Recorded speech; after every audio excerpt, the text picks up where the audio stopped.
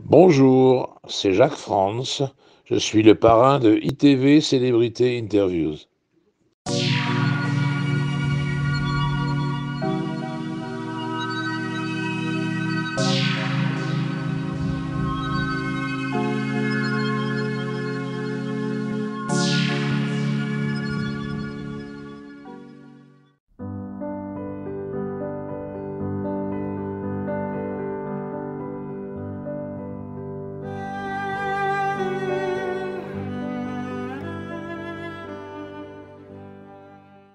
Alors Jung écrivait, je cite, aucun homme n'est totalement masculin, qu'il soit dépourvu de tout trait féminin.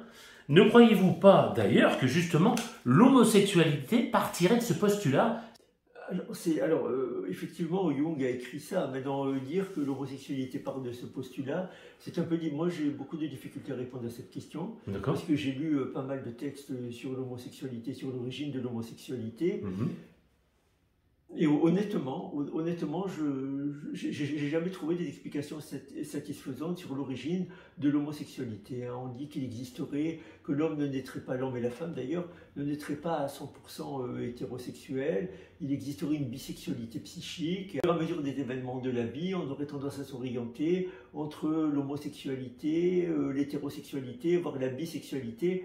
Donc on en revient à ce qu'on disait tout à l'heure, les normes dans le domaine de la sexualité, c'est quelque part, très relatif. C'est très difficile. C'est très difficile. Moi personnellement, je ne suis pas en mesure de vous dire d'où vient quelle est l'origine de l'homosexualité. Je ne peux pas répondre à cette question. On comprendrait bien maintenant, il y a des gens qui se dévoilent et on trouve plus de bisexuels en ce moment, donc ce serait presque logique. Je ne sais pas, je ne peux pas m'aventurer dans ce domaine. Voilà, tout ce que je peux vous dire, c'est que je reviens un petit peu à la question du départ, qu'il est très difficile d'établir une norme en matière de sexualité. Qu'est-ce qui fait qu'une personne s'oriente vers l'homosexualité, l'hétérosexualité ou la bisexualité? Honnêtement, je peux pas, en toute honnêteté, je ne peux pas répondre à cette question. Maintenant, ce que Jung explique, ça se situe à un autre niveau, c'est un niveau beaucoup plus psychologique. D'abord, il faut savoir que la démarche de Jung, elle est davantage dans le symbolique que celle de Freud, qui se veut davantage dans le réel. Freud s'occupait, c'est un chercheur qui s'occupait des névroses. Alors, les névroses, c'est les troubles psychologiques qui imposent bien sûr une souffrance psychologique, mais dans les névroses, on garde toujours le contact avec la réalité. Et Jung, lui, s'occupait des psychoses. Et les psychoses, c'est une souffrance psychologique, mais dans certaines psychoses, malheureusement, il peut y avoir une coupure d'avec le réel. D'ailleurs, quand on emploie le terme folie, c'est un terme extrêmement vaste. Quand on dit il est fou, ça veut dire quoi il est fou? C'est comme quand on dit il est malade. Être malade, ça ne va du panari au cancer.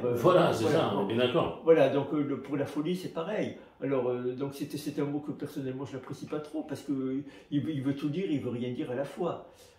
Quand on parle quand on dit folie, je veux dire du point de vue populaire, on se réfère à la psychose où il y a une coupure avec le réel. Donc c'est la personne qui est malheureusement aliénée et c'est comme si elle vivait dans un rêve éveillé. Mais bon, il y a des degrés. C'est pas les choses ne sont pas toujours aussi tranchées. Malgré que dans la folie, on trouve des génies. Alors on trouve peut-être des génies dans la folie, mais c'est très difficile de... Alors si on va aborder encore le thème du génie, ça devient de plus en plus complexe. D'accord. Je ne sais pas, tout dépend ce qu'on entend par génie, parce que moi je ne suis pas à 100% convaincu que génie et folie sont synonymes. Je ne suis même pas convaincu du tout. Enfin, bon, ça c'est une autre histoire. Il peut y avoir aussi des personnes qui adoptent une originalité de vie et qui ne sont pas fous du tout. Par exemple les artistes, il y a certains artistes, certaines personnes qui sont très très créatives. C'est des gens qu'on aurait tendance à voir un petit peu comme des fous, mais ce n'est pas du tout des fous. C'est des gens qui ont beaucoup de bon sens. Ceci dit, c'est vrai qu'il existe des personnes qui ont des troubles psychologiques et qui arrivent à créer. Ça existe aussi. Donc là, on rentre dans un domaine qui est extrêmement nuancé et il faut se méfier de toute définition. D'ailleurs, je veux vous dire, à partir du moment où on s'occupe de psychanalyse, il faut savoir que tout est en nuance. tout doit être apprécié au niveau du cas par cas, au niveau du cas particulier. Toute généralisation ne peut être que nocive. Faites bien de le dire, voilà, parce que les gens ont tendance... Voilà, il ne faut pas généraliser. Il ne faut pas généraliser. Il ne faut pas se muer de suite. Il faut faire extrêmement attention.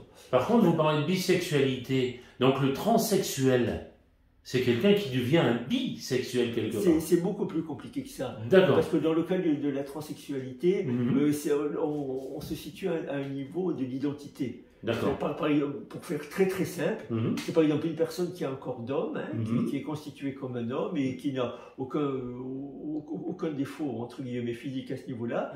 Mais dans sa tête, il se sent femme. Voilà. Et il y a des femmes également qui sont des femmes et qui ont un corps de femme et qui ont une physiologie tout à fait féminine, mais au fond d'elles, elles se sentent hommes. Voilà. D'accord. Donc c'est des sujets extrêmement complexes tout ça. Voilà. Donc, on aborde. Voilà, donc pour en revenir à ce thème de l'anima et de l'animus de Jung. Oui. Alors, ce que Jung a étudié, présente comme l'anima et l'animus, c'est qu'il existerait dans le psychisme de chacun d'entre nous, chaque homme aurait en lui une part de féminité inconsciente. Et chaque femme aurait en elle une part de masculinité inconsciente. Alors il faut savoir que l'éducation joue un rôle important. Parce que par exemple, quand on éduque un enfant, souvent quand il manifeste des parts de sa féminité, on réagit négativement. C'est le fameux « un garçon, ça ne doit pas pleurer ». Par exemple. Voilà. Ou par exemple, une fille, des fois, si elle montre sa masculinité, par exemple, si elle aime jouer avec une voiture ou avec un pistolet. Ah non, mais un pistolet, c'est pas fait pour les filles. Vous voyez, donc, ça joue un rôle. Pourtant, aujourd'hui, il y a des femmes qui sont militaires, qui travaillent à l'armée, qui travaillent dans la police. Évidemment. Voilà. Donc, il y a des femmes qui sont tentées par le métier des armes. Aujourd'hui, on le voit. Bon. Il y a des hommes aussi qui sont très... Par exemple, vous avez des hommes infirmiers qui sont très à l'écoute des malades, qui ont un côté un peu, entre guillemets, maternel. Donc, je ne sais pas que tous les infirmiers sont maternels, hein, mais vous voyez, vous voyez que les choses sont, ici encore... on va trouver chez la personne... On est toujours dans la nuance. Voilà. Donc l'anima, c'est la partie féminine inconsciente de l'homme. Et il peut arriver que cet anima soit projeté. Par exemple, quand un homme tombe amoureux, fou, quand il a un coup de foudre pour une femme, des fois c'est parce que cette apparence féminine qu'il voit correspond à sa féminité inconsciente. Et l'inverse se situe de la même manière avec l'animus. Si une femme, par exemple, elle tombe folle amoureuse d'un homme, c'est ce qu'on appelle le coup de foudre finalement. Quand on a un coup de foudre pour quelqu'un, on ne sait pas pourquoi subitement on se met à aimer d'une façon inconsidérée telle personne du sexe opposé. C'est que cette personne représente une part d'anima ou d'animus inconsciente. Voilà, en gros, Jung l'explique de cette façon. D'ailleurs, on voit, c'est intéressant de voir que souvent les coups de foudre, ici encore on ne peut pas faire une règle générale, mais on sait que le coup de foudre ne dure pas très très longtemps. Encore que, il y a peut-être des coups de foudre qui durent, mais vous voyez, donc ça donne une idée de la complexité du psychisme humain, comme qu'au niveau psychologique, on n'est pas tout homme ou tout femme. Et quelqu'un Mais vous savez, ça rejoint, si je peux me permettre, ça rejoint un petit peu les philosophies orientales, extrême-orientales. On parle, je ne sais pas si vous êtes intéressé à ça, on parle du yin et du yang. Le principe masculin qui aurait au fond de lui le principe féminin. C'est ça. Et le principe féminin qui aurait au fond de lui le principe masculin. Donc ça rejoint un petit peu cette idée du yin et du yang. Et d'ailleurs, comme Jung a beaucoup étudié les philosophies orientales, il a beaucoup étudié le bouddhisme, il a beaucoup étudié l'hindouisme, en fait, l'astrologie aussi. Voilà, donc, etc. Donc il a lu, il est possible qu'il se soit inspiré, il y a de fortes chances qu'il se soit inspiré de ces philosophies orientales pour élaborer sa théorie de l'anima et de l'animus. Alors comment on peut expliquer l'homosexualité refoulée d'un homme alors, qui s'avoue pas? Alors, ça peut s'expliquer.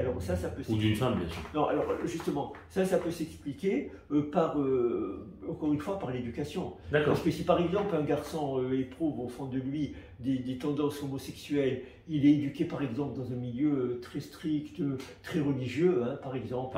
Imaginez un enfant qui est éduqué dans une famille religieuse ou chrétienne, juive, musulmane. N'importe laquelle. On lui dit non, l'homosexualité, il n'en est pas question. C'est quelque chose, c'est péché, ça va contre les écritures sacrées, etc.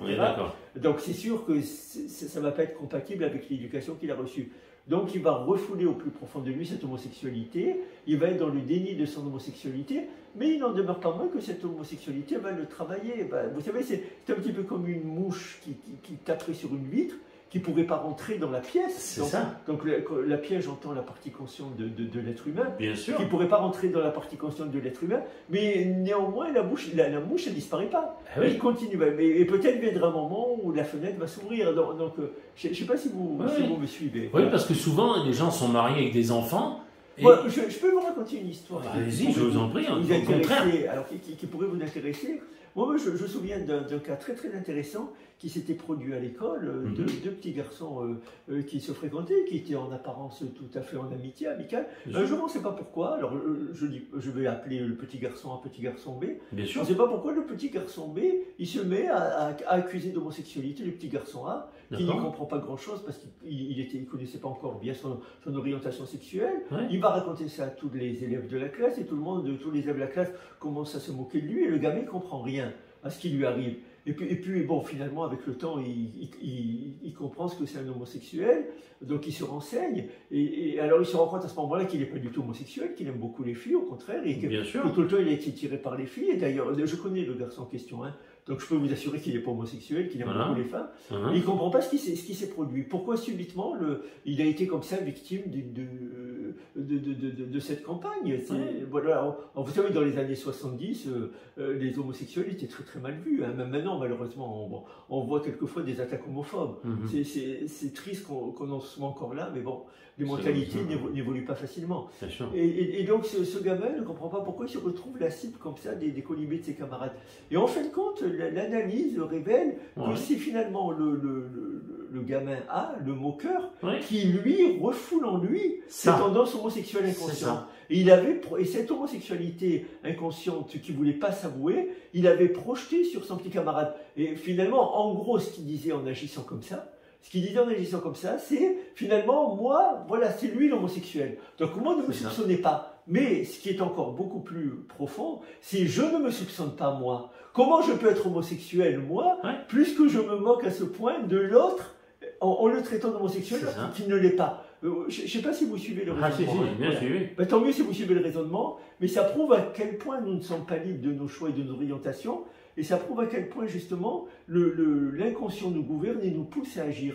Donc il est clair dans ce cas précis que l'enfant qui se moquait de son petit camarade en le traitant d'homosexuel, c'est lui qui refoulait son homosexualité inconsciente. C'est ça. Mais il n'en avait pas conscience. Mais si par exemple il avait pris conscience de son homosexualité, de deux choses l'une, soit il aurait dit c'est pas compatible avec mon éducation, je n'assume pas, soit il aurait assumé, mais il n'aurait plus eu de raison de vouloir à ce point se moquer de son camarade. D'ailleurs, une fois, ce gamin, il avait dit quelque chose qui est très frappant. C'est, moi, si ça dépendait de moi, je voudrais qu'on tue tous les homosexuels. Je ne sais pas si vous vous rendez compte.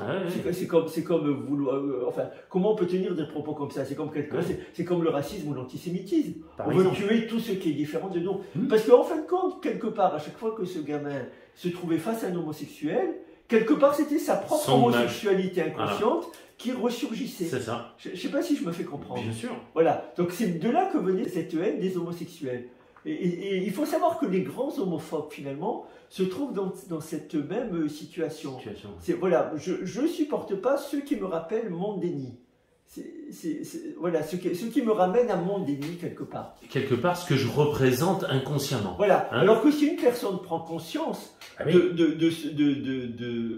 prend conscience de ce qui est logé au plus profond de son psychisme, elle n'agira plus du tout comme ça. Et toute la démarche psychanalytique, la psychanalyse freudienne stricte, justement, c'est de faire remonter à la conscience ce que nous refoulons. Parce que finalement, Freud a décentré l'être humain, parce qu'il a démontré ni plus ni moins qu'il n'était pas maître de lui, que le moi n'était pas maître dans sa propre maison, et qu'on pouvait faire la comparaison avec l'iceberg, que ce qu'on appelle le conscient, c'est peut-être un quart ou un tiers, je ne sais pas, de l'iceberg, ce qu'on voit, mais en dessous, il y a des éléments extrêmement inconscients qui jouent et qui nous poussent à agir. Et ça, c'est bien sûr. Il a dit d'ailleurs, hein, je suis le troisième homme à avoir apporté sa grande humiliation à l'humanité. Hein. Alors le premier, le premier c'est Copernic, qui a démontré que la Terre n'était pas le centre du monde, que c'était une petite planète parmi d'autres et qu'il y avait d'autres planètes qui étaient beaucoup plus grosses et beaucoup plus imposantes qu'elle. Bon, le deuxième, c'est Darwin avec sa théorie de l'évolution de l'espèce qui a montré finalement enfin, encore qu'il y a beaucoup de controverses aujourd'hui autour de l'œuvre de Darwin.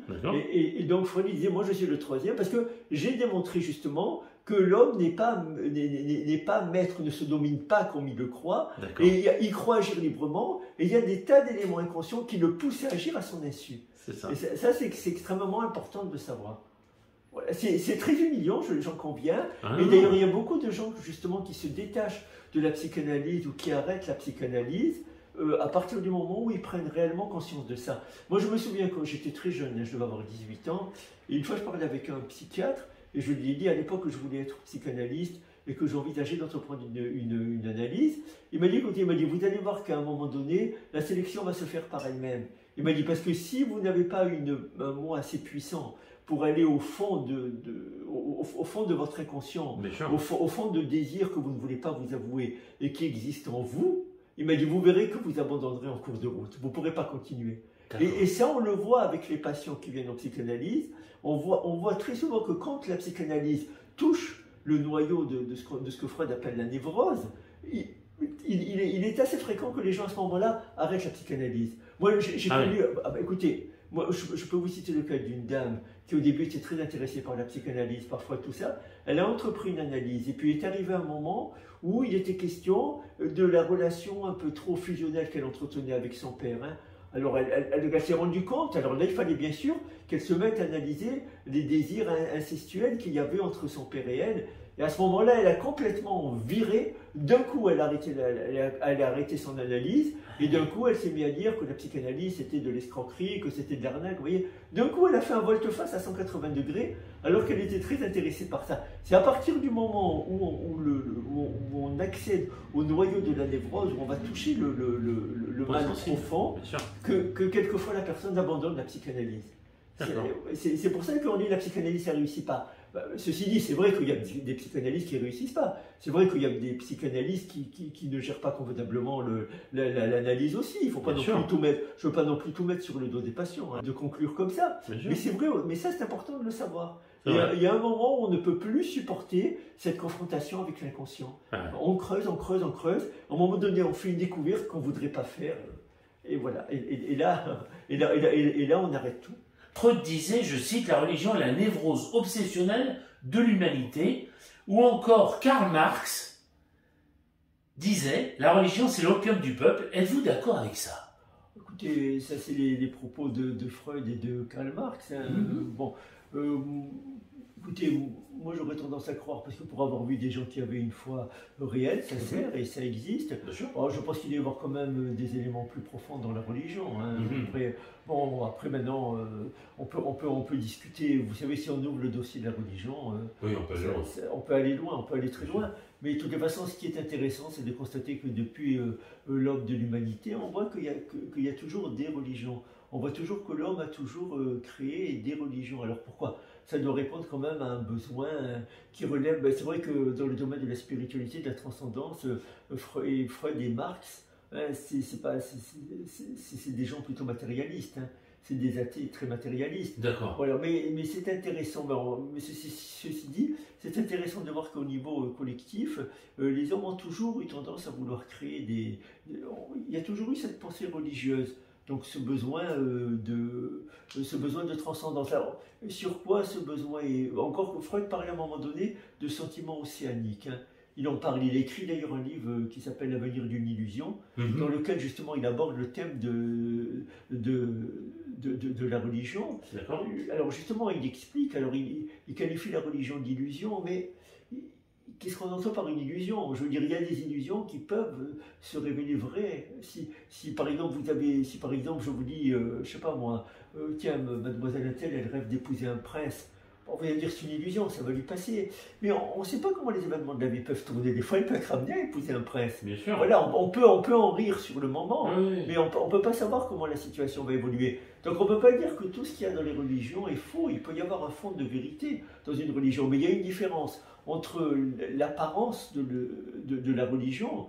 Hein, entre le fait parce que les gens ont des fois besoin, les gens ont besoin d'apparence, hein, donc le côté rituel religieux c'est une chose, mais ça ne veut pas dire pour autant qu'il n'y a pas une profondeur, il n'y a pas une pensée profonde dans les différentes religions.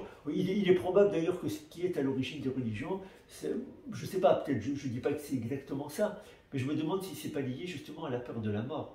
Parce qu'on sait qu'un jour on va mourir, on va disparaître, et donc on est appelé à redevenir de la terre. Hein. D'ailleurs on le dit, d'ailleurs dans le judaïsme, dans les maximes des pères, on dit, hein, pense d'où tu viens, alors d'où tu sors d'un ventre, où tu vas à la mort, finalement tu nais entre deux trous noirs, donc tu peux pas t'enorgueillir. La condition humaine ne te permet pas de t'enorgueillir.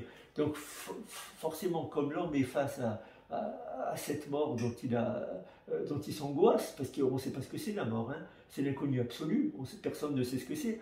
Alors ce qu'on connaît de la mort, c'est l'apparence, encore une fois. C'est le cadavre, c'est le corps qui se décompose. Voilà, c'est ça qu'on connaît de la mort. Mais ça, c'est pas la connaissance de la mort, ça c'est la connaissance du cadavre. Voilà. Mais du point de vue spirituel, voilà, est-ce qu'il existe une vie après la mort, est-ce qu'il existe une âme? On en parle de plus en plus d'ailleurs. Oui, on en a toujours parlé. Hein. Vous savez, la croyance de la vie après la mort, ça remonte à loin. Je crois que le premier livre qui est écrit à ce sujet, c'est le livre des morts égyptiens, hein, qui parle d'une vie après la mort. Dans toutes les civilisations, plus ou moins, on croit à cette vie après la mort. Hein.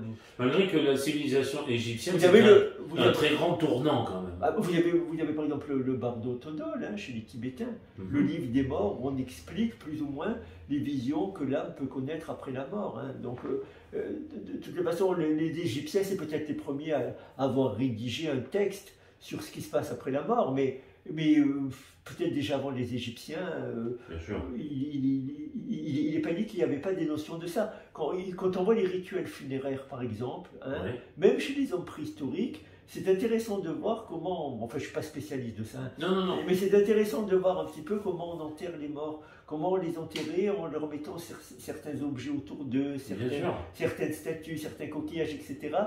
Comme s'il y avait besoin de quelque chose après la mort. Ça, c'est très intéressant. En Égypte, par exemple, on bandait les morts. Oui, non, en Égypte c'est différent, on momifiait. Par exemple, voilà. C'est parce que l'idée c'était parce que les Égyptiens, là ils croyaient beaucoup en la résurrection. C'est ça. Donc il fallait finalement que le corps soit conservé pour que la résurrection puisse se faire. Mais cette idée de la résurrection, on la retrouve par exemple dans le monde chrétien, dans le monde, je sais pas si on le retrouve, je crois qu'on le retrouve dans les religions monothéistes. Hein. Chrétiens, juifs, musulmans, on le retrouve dans les trois religions monothéistes. Mais on laisse quand même le corps se décomposer naturellement, parce que c'est une résurrection qui se situe au niveau de la spiritualité. Donc vous voyez que c'est toujours cette relation de l'homme avec la mort qui doit être à l'origine de la création des religions. Si vous voulez, moi je fais une comparaison qui n'est peut-être pas très... C'est peut-être pas une très bonne comparaison. Non, c'est peut-être une très bonne comparaison. C'est peut-être pas une très bonne comparaison, mais je veux dire, c'est pas parce qu'on a faim qu'on crée l'aliment. L'aliment existe. Donc si on a faim, c'est que quelque part on a besoin d'ingérer l'aliment. Bien sûr. Donc voilà, donc si on crée les religions, c'est qu'il existe quelque chose au niveau de la transcendance. Je veux dire, moi ça me paraît peu probable que le monde se soit créé comme ça, se soit créé tout seul. À partir de quoi? Même si c'est créé à partir d'un atome, d'une cellule, où il faudrait quand même poser la question qui a créé l'atome, qui a créé la cellule. Donc on en revient ici encore à la croyance en Dieu. Bon. Il y a des philosophes qui ont écrit des très belles pages là-dessus. Hein. Parce que au niveau populaire, quand on parle des croyances en Dieu, les gens par Dieu, ils entendent un vénérable vieillard avec une barbe blanche qui récompense les gens sages et qui punit les méchants. Non. Mais ça, c'est une vision un petit peu folklorique. Mais si vous lisez par exemple la philosophie de Maïmonide, vous verrez qui fait une approche de Dieu qui est tout à fait sensée, qui est tout à fait convaincante. Il faut lire le Guide des égarés, il faut lire le livre des commandements. Il y a des descriptions en rapport avec le divin qui sont vraiment très très convaincants à mon sens. Sachant que Jésus était juif, donc c'est plutôt cette religion qui devrait dominer. Il ne s'agit pas qu'une religion domine sur les autres. Je ne suis pas d'accord avec cette présentation. Il est exact qu'au niveau de l'antériorité, au niveau du point de vue historique, du point de vue de l'antériorité, c'est vrai qu'il y avait la religion juive. Alors la première religion, la première religion monothéiste, c'est les Hébreux. Hein. Voilà, donc après, c'est vrai que Jésus est juif. Hein. Non seulement il était juif, mais il était circoncis. Hein. D'ailleurs, si vous lisez vous savez que jusque dans les années 70, dans les calendriers de la Poste, il y avait écrit 1er janvier circoncision, hein, qui correspondait à la circoncision de Jésus. Essayez de faire une recherche dans les calendriers postaux, vous verrez. Donc vous verrez. Donc on sait très bien que Jésus était juif, qu'il a vécu en juif, qu'il est mort en juif. Hein, sur la croix, il récite le psaume 22. Mon Dieu, pourquoi m'as-tu abandonné? Donc après, c'est d'ici, bien après sa mort, c'est Saint Paul qui a eu une vision de Jésus, et c'est Saint Paul qui est à l'origine du christianisme, c'est pas Jésus. Je me suis toujours dit, on est en train de se poser la question, comment Jésus réagirait si par exemple, s'il lisait des évangiles qui ont été écrits plus de 30 ans après sa mort. Voilà, ceci dit, il y a différentes, vous savez, il peut y avoir différentes approches du monothéisme. L'hébraïsme, c'est une approche du monothéisme. Le christianisme, le protestantisme, c'est une autre approche du monothéisme. Et la religion musulmane, l'islam, c'est encore une approche du monothéisme. Voilà, donc il ne s'agit pas qu'une religion domine sur les autres. Il s'agit simplement d'une tolérance entre les principales religions monothéistes. D'accord. Alors Freud disait, je cite, les plus importantes applications de la psychanalyse sont les rêves. Expliquez-nous pourquoi. C'est très simple, c'est parce que les désirs inconscients refoulés réapparaissent dans les rêves. D'ailleurs, ils réapparaissent aussi dans les lapsus, par exemple. Bien sûr. Ils réapparaissent dans les actes manqués. Alors Freud disait très exactement, le rêve est la voie royale qui mène à la connaissance de l'inconscient. Hein. D'accord. C'est ce qu'il dit. Donc quand on lit son livre sur l'interprétation des rêves, on voit à quel point les rêves sont importants dans nos vies, parce qu'ils mettent à jour des désirs inconscients refoulés, qui remontent à la surface de façon déguisée pour être acceptables. Je donne un exemple très simple. Moi j'ai connu le cas d'un homme qui avait rêvé une fois qu'une personne voulait étrangler son père. Alors il intervenait bien sûr pour empêcher la personne d'étrangler son père. Et pour protéger son père, il avait mis le bras autour du cou de son père comme ça, pour que la personne ne puisse pas avoir accès. Mais malgré tout, la personne a broyé le bras. Alors, au fur et à mesure qu'elle broyait son bras, il voyait que son père était étranglé. Alors, il s'est mis à crier, et puis il s'est réveillé en pleine nuit. Il était vraiment très très choqué par ce rêve. Et en plus, après l'analyse du rêve, hein, quand on va en profondeur de cette analyse, ça remontait justement à des désirs de mort inconscient qu'il avait envers son père. Oui, parce que pour différentes raisons, il n'avait pas une très bonne relation avec son père. Et quelque part inconsciemment, il avait désiré la mort de son père. Et là, le rêve mettait ça à nu. Alors malgré que lui, il intervenait justement pour empêcher cet étranglement, finalement, c'était lui qui étranglait. C'est intéressant d'observer ça. Et bien sûr, il a eu une très très grande frayeur. Alors quand il a pris conscience de ça, il n'a plus jamais refait de rêve qui allait dans ce sens-là. Ça y est, c'était fini, c'était remonté à les désirs qui finalement n'étaient pas... Bien sûr, ils n'étaient pas compatibles avec l'éducation morale et religieuse qu'il avait reçue. Mais finalement, on désire quelque chose, mais on ne le fait pas. Donc finalement, quand il a pris conscience que tout ça n'avait pas lieu d'être, ça y est, c'était terminé, il n'était plus importuné par ce type de cauchemar. Par contre, hein, donc, la plupart des livres de rêve qu'on voit qui sortent en librairie tiennent du premier de Freud alors. Alors, je ne sais pas, parce que, écoutez, il y a plusieurs versions. Écoutez, moi, je n'ai pas lu toute la littérature en rapport avec les rêves. Bon, mais j'ai quand même eu entre les mains des livres sur les rêves qui sont totalement fantaisistes. D'accord. Il y avait par exemple des livres qui vous disent, si vous rêvez je sais pas moi, de tel animal, vous rêvez d'un chien ou d'un chat ou d'un serpent, alors vous rêvez ça, c'est telle explication. C'est ça. Non, ça c'est pas fiable. Parce qu'on peut, par exemple, on assimile le serpent à la sexualité. Par exemple. Ça peut être le cas. Ça peut effectivement être le cas. Bien sûr. Mais des fois, on peut rêver un serpent pour un autre motif. Peut-être qu'on a vu la veille, je sais pas moi, on a vu à la télévision un reportage sur les serpents, et on a dit, tiens, je dois partir à la campagne prochainement, il faut que j'achète du sérum anti-venimeux, vous voyez, un truc comme ça. Et on peut rêver de serpents. Voilà, c'est pas vraiment rapport avec la sexualité. Ça peut l'être, mais donc il faut éviter ce genre d'interprétation des rêves. Telle situation signifie telle chose. C'est pas tout à fait exact. Oui, d'accord. Voilà, il faut éviter ça. Voilà, j'en profite pour dire d'ailleurs que quelquefois, quand on a une mauvaise pensée, une pensée qui n'est pas compatible avec la morale qu'on nous a inculquée ou avec la religion que nous pratiquons, c'est pas bon de trop résister à cette pensée. Il vaut mieux voir cette pensée et prendre de la distance par rapport à elle, et un petit peu comme quelque chose d'étranger. Je vous donne un exemple qui n'est pas très délicat, mais c'est comme par exemple l'urine ou les excréments. Oui. Nous les sécrétons, mais quand on les expulse de notre corps, c'est pas nous. L'urine, c'est pas nous. L'excrément, c'est pas nous. Oui. Eh ben, une mauvaise pensée, c'est pas nécessairement nous. Il faut regarder cette mauvaise pensée comme quelque chose qui nous est étranger. D'accord, elle est sortie de ma tête, mais elle m'est étrangère. Il est hors de question de donner suite à cette mauvaise pensée. La pensée juive ne reconnaît pas le hasard, mais Einstein disait, je cite, « Le hasard est le nom que Dieu prend pour passer incognito ». Donc le hasard existe, ne croyez-vous pas? Vous savez, le problème du hasard, là vous parlez de la pensée juive, vous parlez de la psychanalyse, donc c'est deux terrains différents, terrain théologique et terrain psychanalytique, hein, c'est deux choses différentes. Alors effectivement, bon, c'est vrai que dans la pensée juive, on accepte que tout est organisé, tout est supervisé par une autorité supérieure qu'on appelle Dieu, hein, c'est l'unité divine, donc qui organise tout, qui gère tout. Donc quelquefois on s'imagine par exemple que les choses se font par hasard, et derrière ça on voit la main de Dieu, hein, c'est comme on dit, signe visible de la main invisible. D'ailleurs, toute la Bible, tout le texte biblique, on voit les personnages qui agissent, et on voit que ces personnages, finalement, agissent librement, mais derrière cette liberté, ils ne font rien d'autre qu'accomplir la volonté divine. Et même les personnes, même les méchants, hein, parce que, je ne sais pas si je peux parler comme ça, mais même les personnes qui ont un comportement méchant, elles s'imaginent qu'elles gèrent les événements, mais elles ne font rien d'autre qu'accomplir la volonté divine, sauf qu'elles ont le mauvais rôle. Voilà.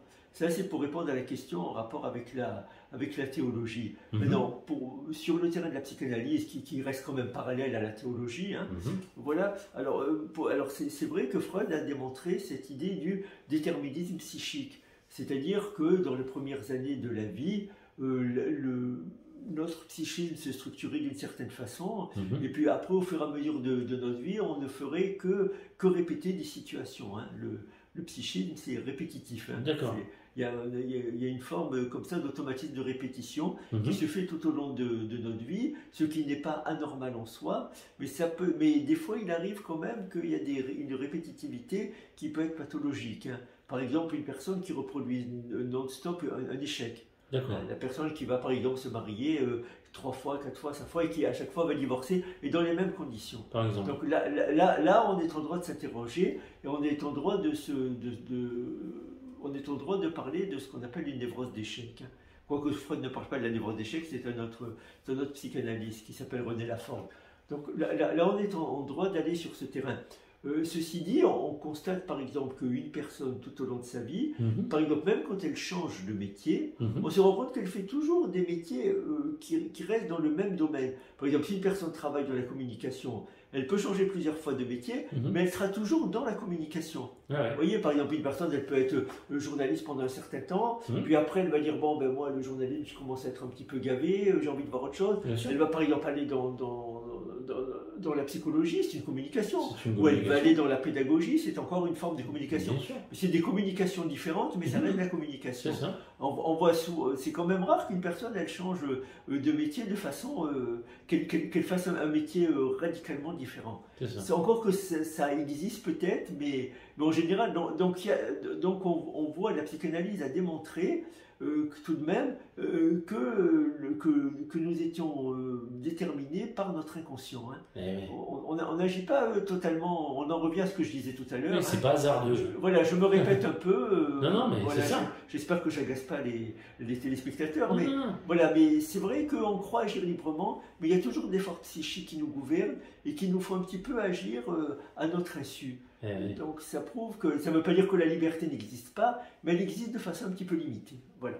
D'accord. On va dire ça comme ça. Alors pour finir, croyez-vous en Dieu après toutes ces atrocités perpétrées sur le peuple juif en l'occurrence, hein, et d'autres faits marquants de l'histoire quand même?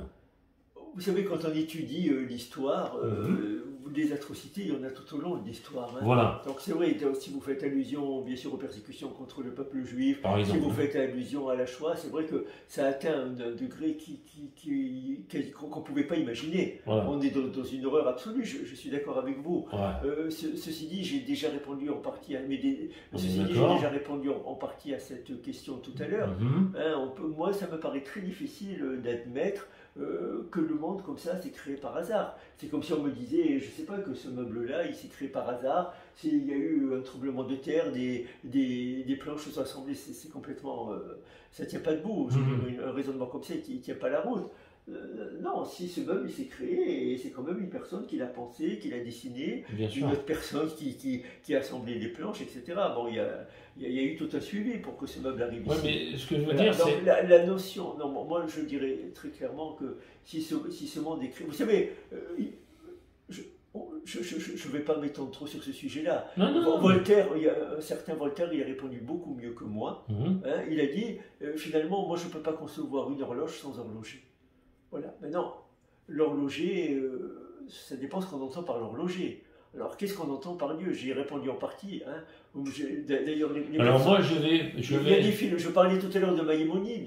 Non, mais je vais être plus large. Si on parle de l'invisible, on ne sait pas qui c'est. Comment ça se fait qu'on a eu ces actes? Pourquoi on a eu ces actes meurtriers, par exemple? Mais de toute façon, ici encore, c'est extrêmement difficile de répondre à ces questions. Quand vous parlez d'actes meurtriers, vous parlez au niveau collectif. Hein. Voilà, vous parlez au niveau des guerres, des génocides. Par exemple. Voilà, il y a malheureusement eu plusieurs génocides hein, au XXe siècle. Hein. Bon, les actes meurtriers, même pendant la préhistoire, il devait y avoir des guerres de clans, il devait y avoir peut-être des mini-génocides pendant la préhistoire. C'est impossible, hein. Ça a dû exister. La psychanalyse a tenté de donner une bribe de réponse. Ouais, surtout... Voilà, quand elle parle de cet instinct de mort, cette pulsion de mort, mais c'est une réponse à mon sens qui n'est pas satisfaisante à 100%. Non. Je ne dis pas que cette pulsion de mort n'existe pas, hein. Quoique ce n'est pas Freud qui l'a découvert, c'est une psychanalyste qui s'appelle Sabina Spielrin. C'est elle qui, dans la psychanalyse, a introduit cette notion de pulsion de mort. Et d'ailleurs, c'est intéressant de voir que cette malheureuse femme, elle a été assassinée avec ses 2 filles dans la Shoah par balle. Voilà ce qui a précédé, vous parlez tout à l'heure de la Shoah. Donc elle est morte, malheureusement, elle était jeune, je pense qu'elle doit avoir une quarantaine d'années avec ses 2 filles. Elle a été tuée dans une fosse, elle a été fusillée ignoblement et enterrée. Bon, vous connaissez la Shoah par balle, tout le monde aujourd'hui, on sait ce que c'est la Shoah par balle. Donc c'est vrai que c'est elle qui a introduit cette notion de pulsion de mort, hein, cette tendance qu'aurait l'être humain à retourner, qu'au-delà de la satisfaction des pulsions, il y aurait une tendance à retourner à cet état anorganique. Hein.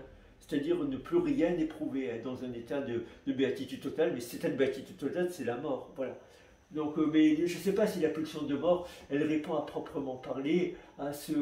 Je ne sais pas, elle n'est pas en mesure de répondre à ces assassinats collectifs. Non, mais si je dédouane... Alors, je dédouane complètement la religion. Et pour moi personnellement, Thierry Genovès, je dis, dans la spiritualité, on appelle ça des karmas collectifs. C'est-à-dire des gens qui doivent mourir à un certain moment. Oui, mais c'est une horreur. Excusez-moi, mais moi j'aurais tendance à rejeter cette explication. Oui, et je vais vous dire pourquoi. Parce que si ces gens-là, quand ils doivent mourir, alors les assassins n'ont plus de responsabilité. Non, c'est pas acceptable. On ne peut pas se permettre de dire ça. Je ne sous-entends pas que le karma n'existe pas. Non. Le karma existe, peut-être il existe des vies antérieures. Je ne dis pas non, attention. Hein. Non.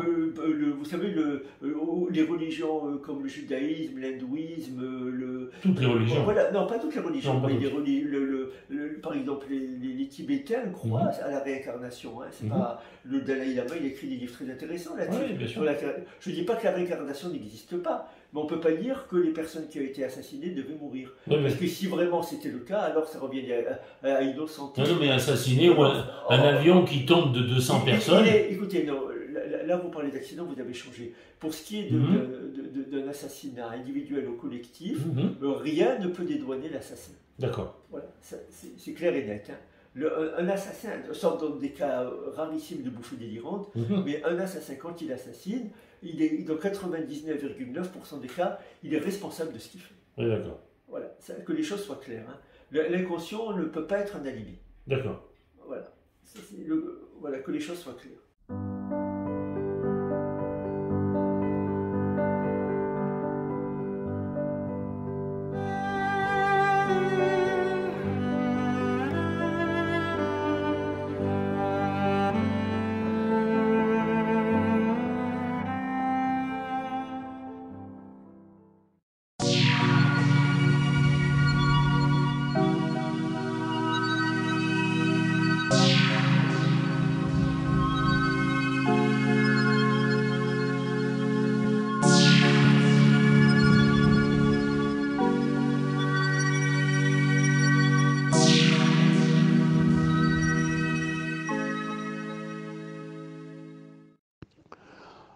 Bonjour, c'est Jacques Frantz. Je suis le parrain de ITV Célébrité Interviews.